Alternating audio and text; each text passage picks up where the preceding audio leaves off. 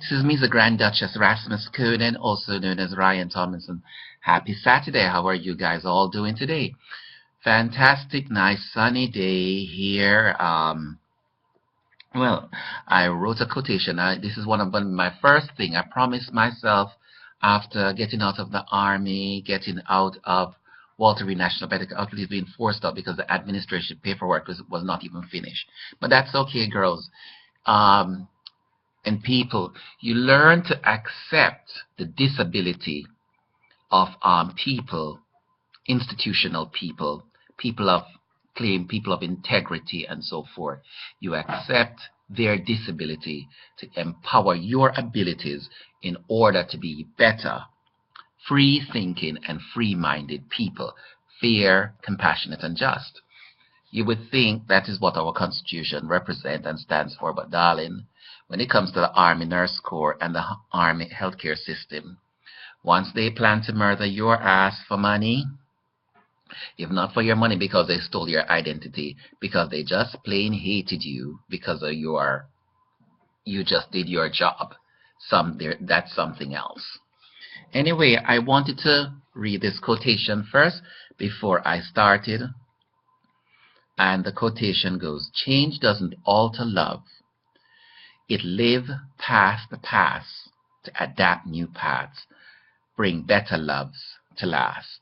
And so, the horror I suffered in the army, I promised myself, you have to unburden the label I got for somebody almost taking my life, and being disregarded and disrespected, for myself, my religion, and so forth while at Walter Reed and in Korea.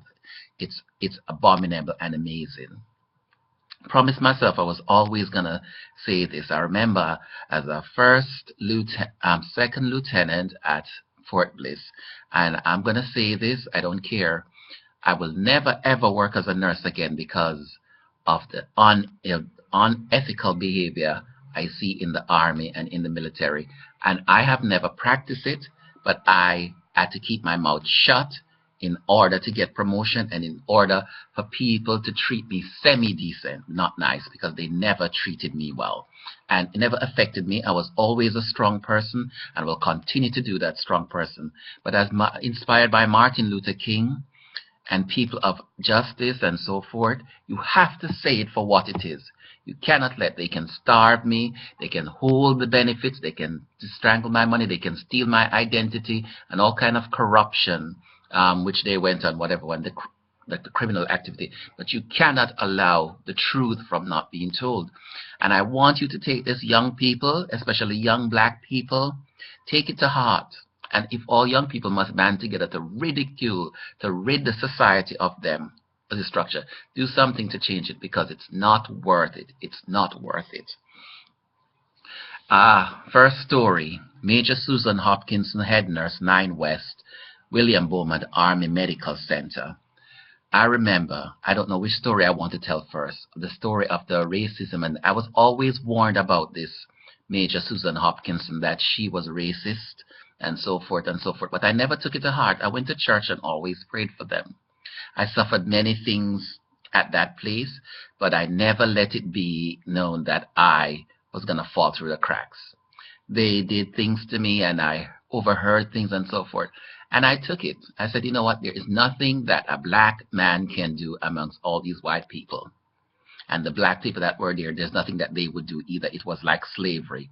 12 years of slave honey still exists in the military, and black folks do not speak up, even on the civilian side. We are scared to lose their job. Well, sorry, this is 2014, and if this is China, fantastic. Well, let's move to somewhere where our Constitution guarantees where we should speak, and we should be just and fair to each other. Anyway, there was one man that died, and I will give this story because I remember the night he died, there was a lot of noise. There was another second lieutenant in charge. She was white, and she was always the privileged whites, I call them. I mean, this is not because I'm not doing this to say this, whites, because animosity or I hate white people. I'm just saying, I'm calling them name because it's not fair to say their name. And she They overdosed this man, right? This man, he had some sort of, some sort of aggressive behavior. And they restrained this man and overdosed this man. After they overdosed the man twice, they let the restraints off the man. The man fell off the bed, hit his head, and sat on the floor. I think he regained consciousness, got up, stumbled to the door, and when they saw him at the door, this man started to fight with them, so they had to overdose the patient again. I don't think they realized the time in between the medication. And by the time they put that man to rest in strangles, the man died.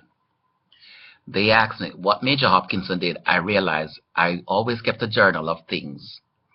How people schedule and whatever, and so forth. And you know what? They changed the dates and time people work. She always said to me, Tomlinson, if somebody was to ask you what happened on that floor, what would you say? I would say, I don't know anything about it. But when one day, because I really didn't know, I knew of the events, but you know what? When you're being persecuted, sometimes you just don't say a damn thing, because they're all white, all privileged, and they were all pets. So this is what I did. One day I was going through my notes and I come across a note, and I read the notes and I realized that they changed the note, the date and the time, and who was present on the scene. And one of the things was saying that I was a person in charge, or a person, and I said I was never in charge. I could never be charge nurse, never ever was charge nurse at Fort Bliss, Texas. And there was a lot of other inconsistency. So I had kept a copy of that. I wish I had. I burnt it afterwards because I was going on deployment and I never wanted anyone to find it. But that's the things that they do: change dates, times, and schedule, and falsified how this man died. They found the patient on the floor, whatever, and so forth. Untrue. This one goes out to Major Susan Hopkinson at Fort Bliss, Texas. And the rest of you all, it's coming down. This is me, the Grand Duchess Rasmus Coden, here at 3706 Manor Road, apartment number 2, 240-274-0156. Give me a call. I will never work as a nurse again because I don't respect the integrity and the ethical standards. Yes, when I was a nursing student, I had a TBI too. And what responsibility did my peers and mentors take? None. It was a watch and see, but thank God I made it.